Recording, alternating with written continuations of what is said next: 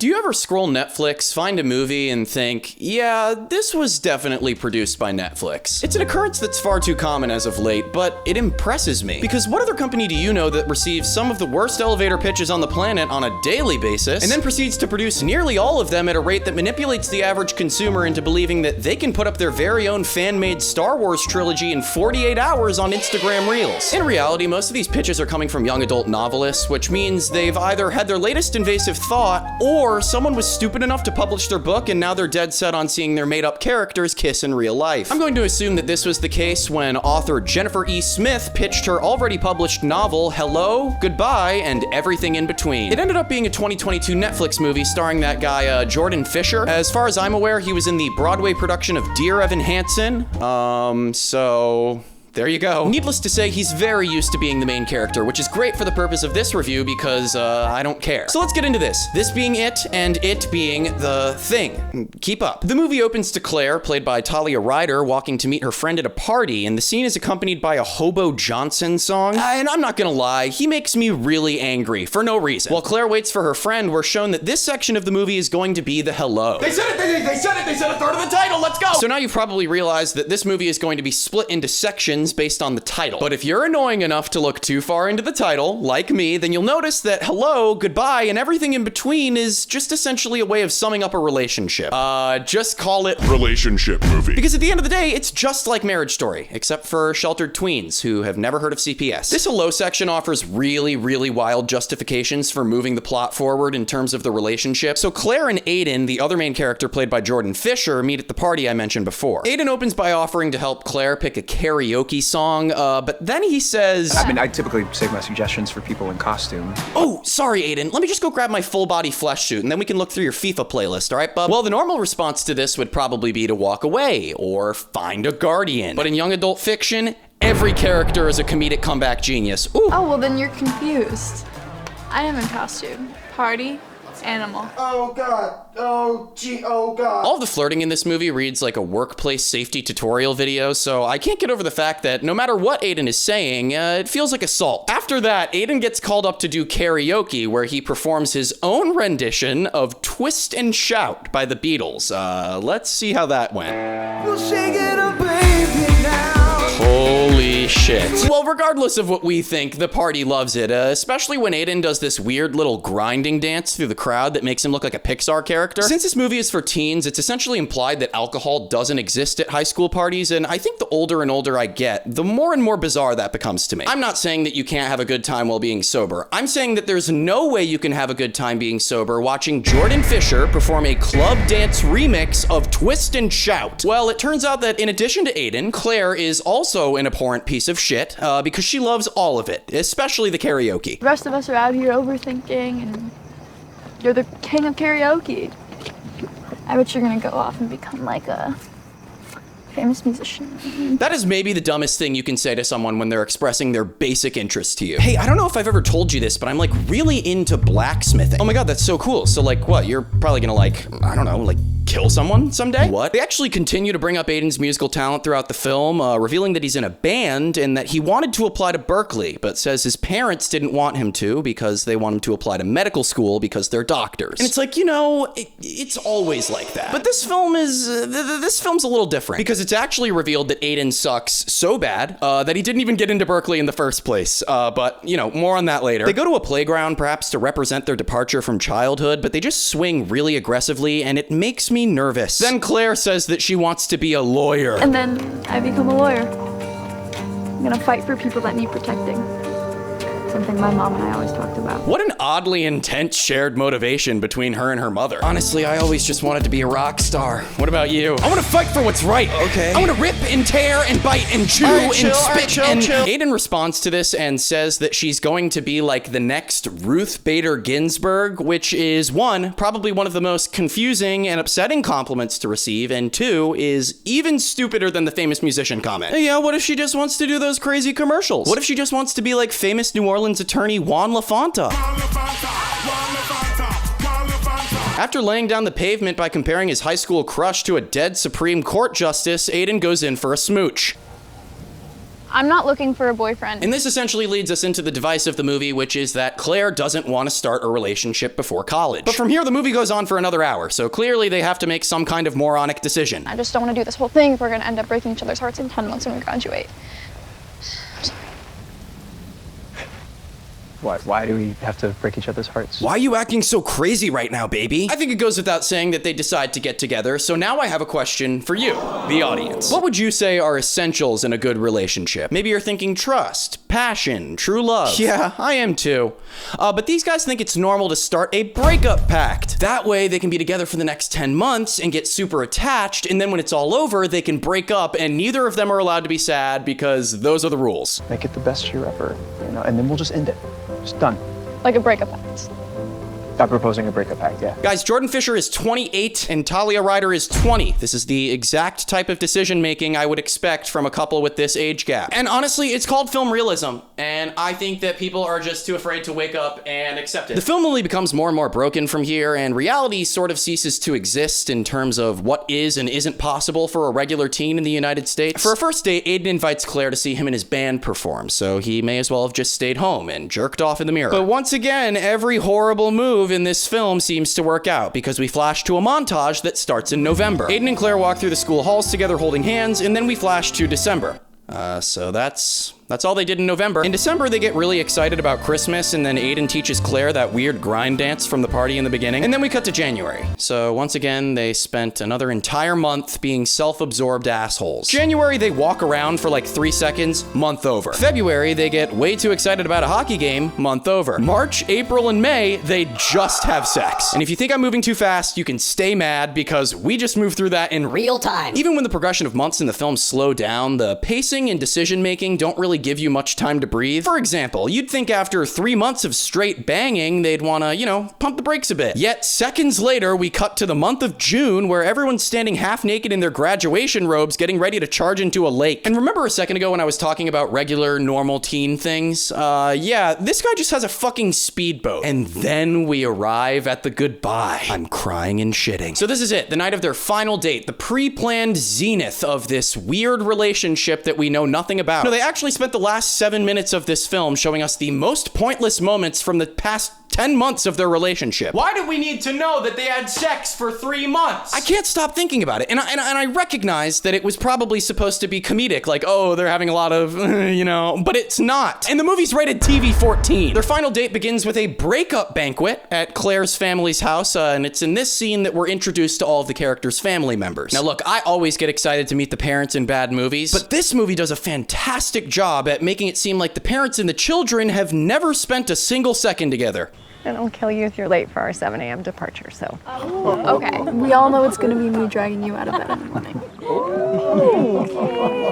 Aiden's parents are somehow even worse when someone tries to bring up his interest in going to music school. No, Mr. Perfect over here is gonna follow in their footsteps. Yep. Cardiologist like his old man. Excuse me, he's gonna be a radiologist, just like his mama. Aiden, you're coming home with us tonight, right? Aiden, we're your parents, right? I'd also like to point out that I think that's his dad's only line in the film before we never see him again. Dalius Blake. Crazy name. Dalius Blake! Okay, get this. He has over 100 film and television credits and also makes reggae rap music under the name Mr. D. Why is he only featured once in the film? After Aiden and Claire leave the breakup banquet to begin their evening of breakup festivities, they have a really awkward conversation in their car about their breakup. I feel like we're like the anti-broken hearts club. The poster children of modern relationships. The king and queen of ending things. When these characters speak to each other, it feels like two actors auditioning for a movie about auditioning. Each scene had to either be done in 1 take or 20. And I don't know if the actors are friends in real life, but this handhold looks painful. Oh, by the way, in this conversation, he tells her he loves her, and she responds by saying, easy breezy. Easy breezy. Wow, thanks, Claire. Should I do it myself or just have someone hunt me for fun? Aiden starts by taking Claire to a concert to see pop duo Milk and Bone. Hey, we're Milk and Bone. They dropped this in the film as their celebrity cameo, I guess, and they definitely expected the audience to be like, oh shit! Milk and Bone! Dear God, why should I care about Milk and Bone? Anyway, they give Claire and Aiden a breakup shout out, which, holy shit, if someone did that to me, I would do something drastic. And then they perform a song which I so badly wish I could show you because it's terrible. While the song plays, we see scenes of Claire and Aiden beginning to regret their decision to break up. What? Are you fucking kidding me? Hold on, I gotta phone this in. Mom? Hello? Yes. Claire and Aiden are regretting their decision to break up. Wait, what? As we've seen, this movie has a tendency to glorify high school life and create unrealistic expectations for an average 18-year-old. Remember back in February when they watched that guy get pulverized at a hockey game? Well, it was so romantic that Aiden decided to rent out the entire goddamn stadium, but not for the reason you'd think. It is revealed that this was also the location of their first fight, and Aiden thinks that in order to properly reminisce on their relationship, they should relive it. A first fight is momentous. It's a moment of growth. That is such bull. Now hear me on this. If I put a gun to your head and gave you 3 chances to guess what their first fight was about, it'd be lights out for you, no question. Claire, I didn't fart. I don't know what else you want me to say. I was in the car with you. Okay, so is it disgusting if I fart? You can fart if you want to fart. Everybody farts. Farting. Farting. Someone wrote this. This concept went from book to screen, which means it was written not once, but twice. After dressing up in the same ketchup and mustard costumes and playing a game of hockey, they decide that, you know what? We love farting together now. In the next scene, Aiden takes Claire out on that same ridiculously nice speedboat from before into the middle of the lake where no one can hear them fart. He gives her a gift, which is a horribly corny rocket ship keychain that says easy breezy on the back, so I guess they both want each other dead. This reminds them of the first time that they went tubing together, and for some reason, when Claire fell off, everyone thought she straight up died. Claire! However ridiculous that sounds, I suppose it's a valid line of reasoning, considering the fact that they decided to go tubing in weather that makes this scene look like an episode of Deadliest Catch. At this point, I think it's important to keep in mind that the breakup banquet, the concert, the hockey rink, and the boat excursion have all taken place in the same afternoon. I love a good date, but too much is too much. Later at a restaurant, when Aiden goes to the bathroom, Claire has a conversation with 2 different versions of herself that essentially just gaslight her for a minute and a half. You also can't fault someone for wanting to do their own thing. You really want to move forward from your one true love? We are too young to know that. Okay. And then finally, the story gets juicy. Don't panic. I'm here. Okay, and so is James Bond. You called Stella? You're an idiot? Well, after all 4 main characters sit down for a mouthful of cock block, they load onto a limo bus for another copyright dance party. Aiden's tummy is still full of bust, but he dances anyway. The limo bus driver then willingly drops them off at their school after hours so they can break in. Watch this. You go in. What the? Okay, Claire, you legit just made me a feminist. Oh shit, that's another win for feminism, baby, let's go! When they actually get inside, Claire runs off with Scotty to go find paint, which forces Aiden and Stella together in the school's costume shop. They're trying to recreate the prom that they never had. For like the next 5 minutes, Claire and Aiden complain to their friends that things aren't going the way that they were supposed to, and I would be totally willing to validate these concerns if it wasn't completely their fault. Scotty sets off the school alarm, forcing them all to escape, and shit gets crazy out of nowhere when they're all jumping the fence and Aiden gets a ridiculously large gash on his arm. It seems super unnecessary to include and honestly just feels like a way of bullying the viewer into feeling bad for Aiden, something the film has failed to do the entire time. You feel okay? I'm good. Okay. And then he dies. At the hospital, Aiden gets stitches in his arm in a completely different spot than where the gash was. Stupid. And in the lobby, Scotty decides that he's gonna tell Stella that he had a crush on her in 7th grade. In 7th grade. Huh. On the bus back from Lansing. I brought mints on it, so I was gonna make out with you. He then tells her to, quote, be bold when she goes to college, implying that she needs to have lots of sex and eat lots of weed and shoot guns. That's a lie. But it was really funny, I think. Turns out that Aiden's mom was on call at the hospital when he got murked by that fence. So she walks them out, and then I kid you not, this guy literally flirts with his own mother. Well, if I were a better parent, I'd make you both go home right now. Oh, thank God you're so terrible then. This is fucking ruining me. After Aiden walks off, his mom finally reveals to Claire that he indeed did not get into Berkeley, and it is from here that the movie devolves into its super messy and expected ending. So let me just break it down for you. They all end up heading straight from the hospital little to the party, which now that I think about it, really confuses me. There have been multiple instances of parties and gatherings in this film, and after getting to know these characters, I cannot understand how they keep getting invited to parties. Oh, okay, so I forgot to mention this because I couldn't care less, but the film has been trying to set up this love story between Stella and this girl, Tess. Anyway, at the party, Claire and Stella find a crispy sock on the ground, and then Stella somehow manages to accidentally throw it at Tess's head, which is super yucky. And then Claire pulls Aiden aside to confront him about the Berkeley thing, and he's a huge baby about it. Claire, I don't know what you want me to say. Good answer, dickhead. Inside, the side characters play a game of Truth or Dare Jenga, and Scotty dares Stella to make out with an orange? This scene is really weird to me because one, I would never play this game, and two, it feels like it was written by a bunch of middle schoolers who were told to write a scene about a high school party. Aiden does this really embarrassing thing where he gets up on a table in front of the entire party and gives a speech about Claire, but what's really weird about it is that it seems like he's craving meth the whole time. It's just weird thinking about like moving on and growing and all that stuff, and you know. And when that doesn't go over well, Aiden and Claire go off and have a huge fight. Trying to be Yes, perfect. you are. It's not an excuse when you... It's such a big fight that they end up running away from each other. You'll never guess what happens next. They see each other again. Truly two characters with some of the loosest morals I have ever seen. Oh my god, he's gonna run her over! He's had it! Oh my fucking god! Oh, okay, never mind. And guys, I'm sure you know what happens from here. I'm tired of going in circles. But to finish this off, I need you to know that Aiden's resolve is deferring from medical school, moving to LA, and becoming a SoundCloud artist. Link in bio, baby! And guys, that's it. I don't care. But you know what I do care about? Cool people who do cool things.